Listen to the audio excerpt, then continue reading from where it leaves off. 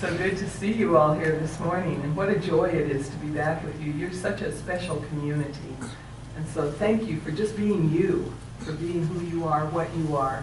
You know, what you are is the very presence of the divine. Who you are is the unique way you show up, being that presence. So I'm so appreciative of all of that. So when I knew that the theme was trust, because Chuck contacts us a few months ahead, it came to me, inner seismic activity. And we get to see what that has to do with trust. And at the time that I chose it, I didn't realize there would have been an earthquake in Mexico. There would have been a couple of hurricanes and another one possibly on the way, that there would be floods in India, that all of this would be happening. And of course, I know that earthquakes are really the seismic activity, and I'm looking at all of it as kind of a rumbling activity that's taking place, because we're here on the planet now creating a new paradigm, a new way to live. That's what we're here to do. We came for this have I come.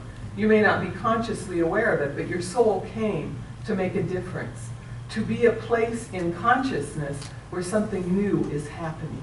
And so it's so wonderful to be able to talk about that, to speak about it, to be with you, and to look at the reality that when we are about to step into something new, and Gregory, thank you for your spiritual small talk, by the way, it was wonderful.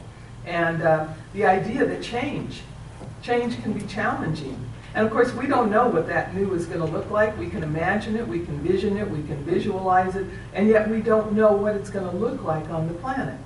It could look all kinds of ways, but the way I see these natural disasters that are happening, it's symbolic of the inner turmoil that people feel when change is happening. It's a way that the earth, so to speak, responds to us. I could put a lot of other meanings on it given current situations, but I'm not going to do that. And what I want to say is, just as the earth is responding and having its natural disasters, so there's something in each one of us when we are verging on the new, when we are saying yes to a new intention, when we are saying yes to a new way of living, there's something in us that gets disturbed. Have you ever noticed that? I've noticed that there's something that gets disturbed. I've been doing some intense, different kind of work lately, spiritually and in my meditations and so forth. And I noticed this last week. I had a lot of inner seismic activity happening. And what that looked like and felt like for me was kind of the only way I can describe it is a rumbling. It was a discomfort, well, it still is actually. A discomfort, a rumbling, feelings being stirred up. You know what I'm saying? Things are being stirred up. And so I know what it's about is transformation. It's about awakening to something new in my experience. It's about knowing even more deeply than ever before who and what I am. Because there's this strong impulse like, who am I really? What am I really? And going deeper in that. And we all know that at a certain level or we wouldn't be in this community, right? Right? We all know that. Yeah, speak to me. And so we all know that, and there's this impulse within us that wants to continually deepen, to become more awake, more aware, and to express it more fully in our lives. And so that inner seismic activity is that rumbling that happens. And all kinds of things happened this past week that I could blame it on. There were some family things that happened that haven't happened for a long time, but there were some family events that happened which were very interesting. And I had a certain opinion about it for a moment, and then I caught myself and went, wait a minute, just notice it, just be with it. And then there were some things in one of the spiritual communities that I'm serving, some intense stuff came up. There were things in the world that push my buttons sometimes. And so I get to look at that. This inner rumbling that happens is a call to go deeper. It's a call to expand my awareness. And so I get to do that. And where does trust come into that? Trusting the process, for one thing. Trusting the fact. See, Years and years ago, for those of you that don't know, years, many years, kind of a lifetime ago, I was in the convent. I was a nun for 9 years with a very wonderful community that was very progressive and eventually separated from being a religious community in the church because the patriarchy did not understand us. And so anyway, but way back then, I would have looked at it and gone, oh, what's wrong with me? Something's wrong. I'm feeling unhappy or agitated. There must be something wrong. Then I would have gone into a whole guilt trip. Can any of you relate? Or I might have shamed myself or blamed myself, or even worse, shamed or blamed everybody around me, which would just be a projection of my own shame and my own blame. And so now I see it totally differently, which is such a blessing. I see it as, oh, an opportunity to grow and expand. And I would love to say that I always say it with such joy. Sometimes it's, oh, another opportunity, you know? And so how do I trust that process? And for me, I'm just going to speak from my experience. For me, it's been a process over the years of watching how life unfolds itself. See, here's the thing. Life does unfold itself as each one of us. And I can look back and go, oh yeah, it looked like impossible at that point in time. It looked like maybe I was doing everything wrong. It looked like maybe everybody around me was doing everything wrong. And then I watch how life, or you know, in this teaching we might call it the universal law, turns everything into good somehow. Turns everything into a positive experience. For example, years and years and years ago, when my 44-year-old daughter was a teenager, she acted out a lot. She was into drugs, she was into alcohol, she was very difficult to have in the house, she was destructive, and we tried just about everything. And at that time, my husband and I were divorced. And at one point I said, why don't you take her for a while, because I think you know, it might be helpful. And after a week he sent her back to me. He said no. Anyway, bottom line, I made a decision that any mother would not want to make. And that was that she can't live in this house anymore. And that was that I need to get her into a foster care system or something. And there was a practitioner at Agape, some of you might know his name, Nirvana Reginald Gale. He was the head of Children's Services. He said, this is what we'll do. And we got her into that. Now, for years she was angry with me, you can imagine. Because also she put herself in situations that were, well, she got in trouble with it, and she got hurt in some of those situations. And so where I could go and where I did get tempted to go was blaming myself, shaming myself. What kind of a mother are you? Going to that place instead of noticing, okay, this is for the highest good. And I did believe that. I had studied a lot in this teaching. I had deepened. I had become a practitioner. So I knew, bottom line, that everything was going to work to good. And it did. And today we have a wonderful relationship. It took years, but we have a wonderful relationship. And she has said to me, you had to do that, Mom.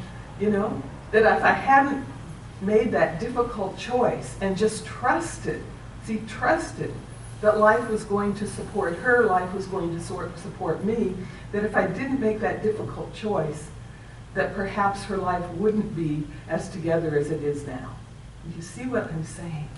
But it was years of having to trust the process, trust life. And I have a suspicion that many of us have had situations like that in our lives, where we just had to trust for a while.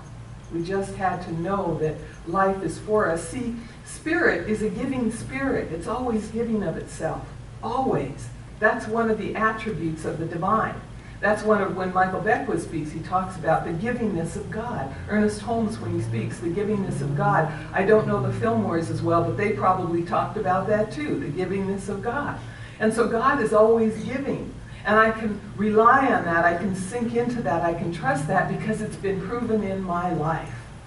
It's been proven in my life. And until it's proven, I have to build my faith. I have to become strong. See, I think faith comes and then trust, but that's just my little way of looking at it. I have to build my faith. I have to flex that muscle that says everything works together for good. And then I have to be awake and aware and watch and notice how everything is working together for good. And it may not be the way I think it should be. Have any of you had the experience that it didn't look the way you thought? But then, yeah, right, a lot of us, right? And in the long run, it worked out. Because my little finite mind doesn't know what's best. That thinking mind, you know, that rational mind that works and supports us so well in some areas, when it comes to really living the deeper mysteries of life, it does not have a clue. And it thinks it's supposed to be a certain outcome, and the reality is there's a bigger outcome than I could have imagined, and more opportunity to grow and unfold than I could imagine. So the hurricanes are happening, and I know I'm mixing metaphors here, but I can't help myself. So the hurricanes are happening. So I want to say the outer part of the hurricane, for me, represents those outer conditions in my life. It represents when somebody in my family acts out. It represents when there's a challenge in a community that I'm serving, or when there's a challenge even in my own emotional self. These are the outer situations. And the reality is that reality with a capital R is in the eye of the hurricane. Yeah. And that's where we want to be, in the eye of the hurricane. And I've learned more about it, especially in these recent hurricanes, that when the eye passes over, that there's calm. There's calm. And then what happens is if people don't know better, they think that the calm is going to stay. And then what happens, right, is the ferocity of the hurricane hits again. So sometimes what happens in our spiritual unfoldment is we get those places of peace. Maybe it's in meditation, maybe it's we're taking a class, we're doing our spiritual work, and everything seems to be so peaceful and wonderful and lovely. And then we expect it to stay that way, and all of a sudden, here comes the hurricane again. And so what I've come to understand on this earth plane is the hurricanes are always going to come. The earthquakes are always going to come. And it's not a matter of making them stop. It's a matter of how can I be with this? How can I stay in the center, in the eye of the hurricane? How can I be in that calm place? Because that's what I want.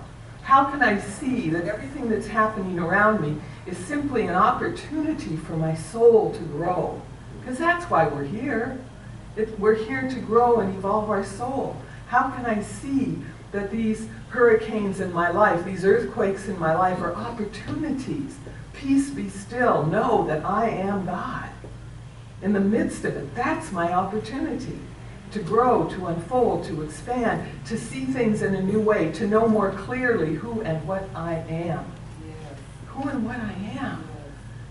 We are the very presence of the divine on this earth plane. And I don't know about you, but for me, it's a continual desire to get that more deeply, more fully, more completely. And so all of these events that happen in my life are simply opportunities. And some of them are like hurricanes, and some of them show up as very loving, very supportive, like when I come here, you know. And I get to be with all of that. I get to be with all of that. And I have choice. How can I respond? How do I respond? I didn't watch the clock, what time I was supposed to stop. But am I good? Okay. So I want to do an exercise with you to help you, just even in a physical way, feel your center. Because when we talk about being in the eye of the hurricane, we're talking about being in our center. So if you can, and if it feels comfortable for you, I'm going to ask you to stand. And if you can't, you can do this sitting, okay? So this is a physical exercise. And so what I want you to do first of all, in order to feel your center, first of all, you're just, you know, most of us don't really stand in a centered way most of the time. So to feel your center, I want you to put your legs about shoulder length apart, straight with your shoulders, and then kind of make sure that the energy is balanced between your legs. And you might want to bend your knee just the tiniest bit to feel that. And then, put your hand right where your navel is, belly button. And then I'm going to have you move it down about 3 fingers down. Okay?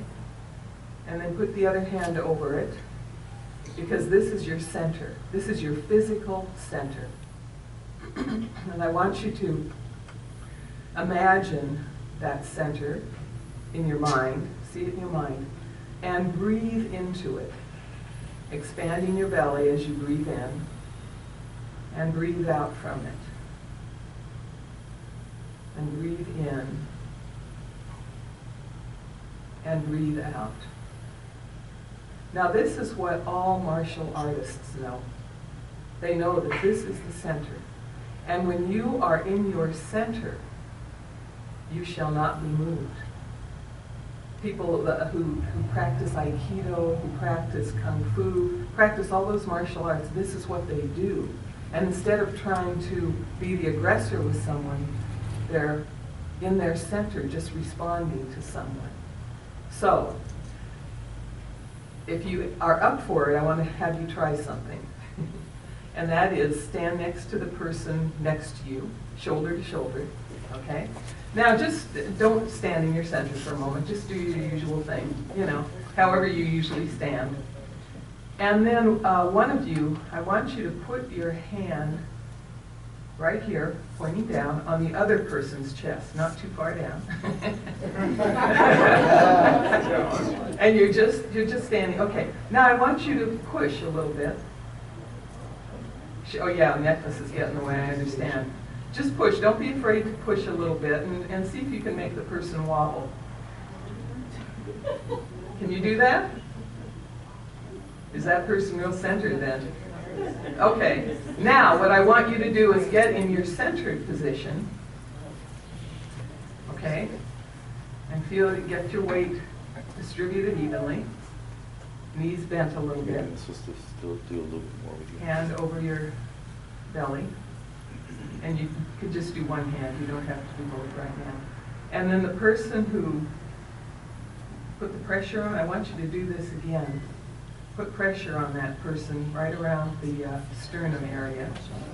Put pressure. Put the same amount of pressure you did before. And put more. See how much pressure it takes for you to wobble the person. Huh? Okay, so you can sit down. So I'm going to ask you, did any of you notice that it made a difference?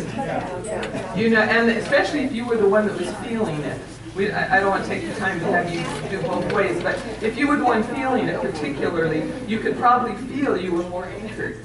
Now that is a physical symbol of being centered. It takes a lot to throw you off your center. And we can do that spiritually as well. And for me, it's very similar exercise. I mean, I can even take the physical stance and then just breathe in to my belly, breathe out, and be the observer, like Gregory mentioned. Notice. That's why in the meditation I said, just notice. Just observe what's going on in your energy field. Notice. Am I feeling disturbed about something? Notice where your thoughts are.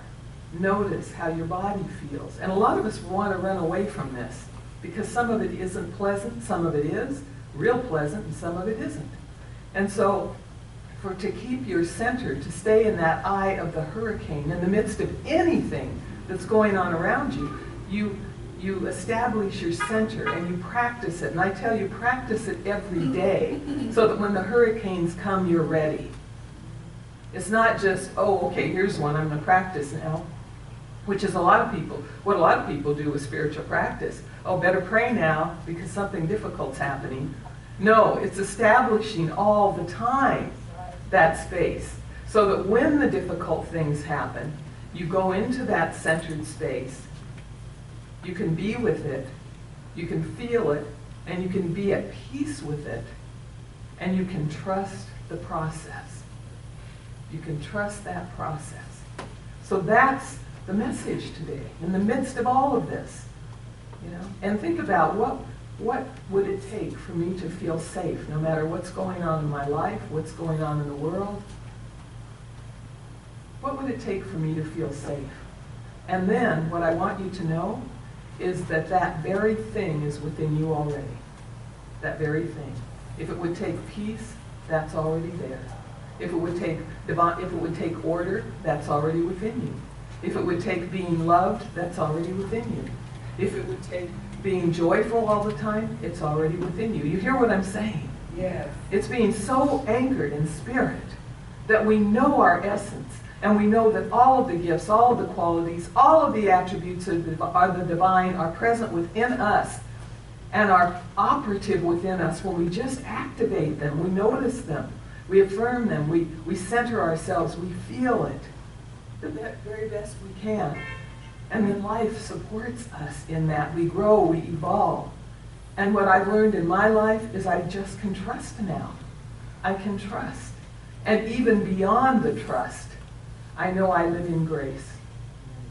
Jesus Christ said, "Thy grace is my sufficiency in everything."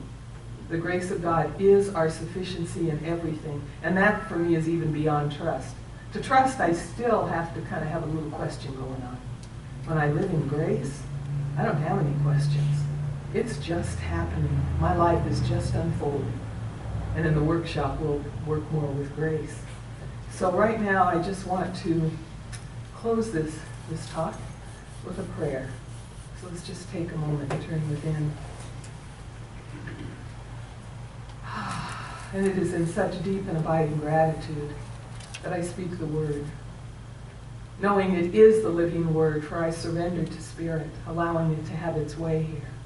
Knowing that there's one life, one presence, one power, the great all in all that is my life, that is our life, the one life.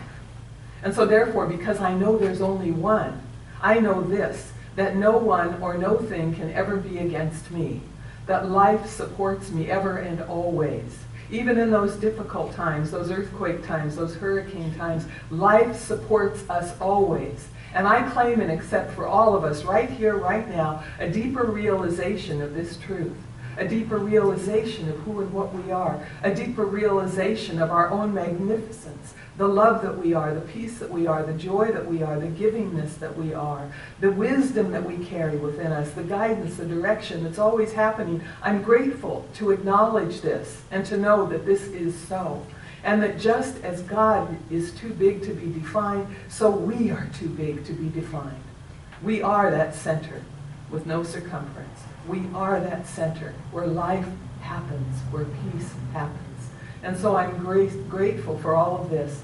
And in this prayer, I also speak a word for anyone that has experienced the hurricanes, the earthquakes, the floods, all of this, for those who, I don't even call them victims or survivors, they're thrivers. They're living through this. And I claim a generous sharing of resources by all of the rest of us that allows these individuals to be restored, revitalized, re-energized. So I give thanks for all of this and the more. It's all already done in the mind and heart of God. And so knowing it's already done, I simply release it, I let it go, I let it be, and so it is. Amen. Ashe. Thank you. Thank you.